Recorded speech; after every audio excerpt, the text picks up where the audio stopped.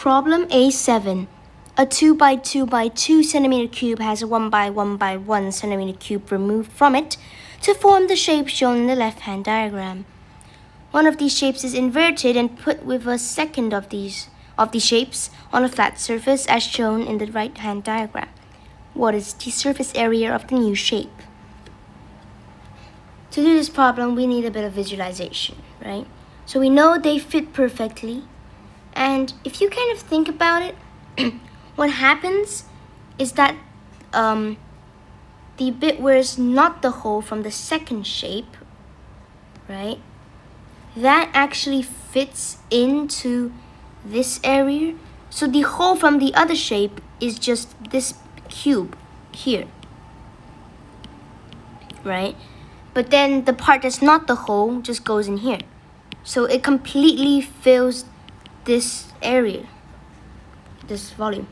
But we're trying to find the surface area, right? But since we know that they're on a flat surface and they're combined together, we can just do this. So we have, this is the first cube's top, this is the top view, this is the second cube. And now this is the bit I was talking about just now. So we can erase that. And then we have this shape here on the top. Now this is the same for the bottom. So let's work out the surface area of this, or the area. So we know that that and that, these are both 4 areas. The area 4, right?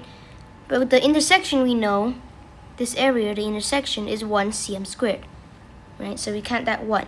The rest, this is just free and that is just free, because this sums 4, because it's a 2 by 2 and this sums 4.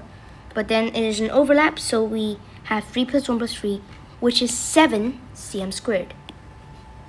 We take that and we multiply by 2 to account for the bottom, and we get 14. Now the sides. If you consider the sides, we have, let me just zoom in here. We have this side, I'm coloring right now, that is 4. And we have this back side that only goes in 1 cm. So this length is 1 cm. This length over here. Therefore, the area of that thing, the surface, is 2 cm squared. That face over here is just gonna look like this, right? And then we're also gonna have the one behind.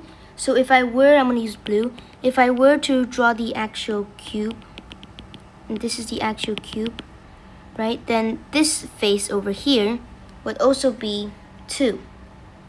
So that's 2 2's, which is another 4. And then you have the back face there going down behind that area. Of course, it's hard to visualize, but you need to try. And that's another 4, so that's 12. So going back here,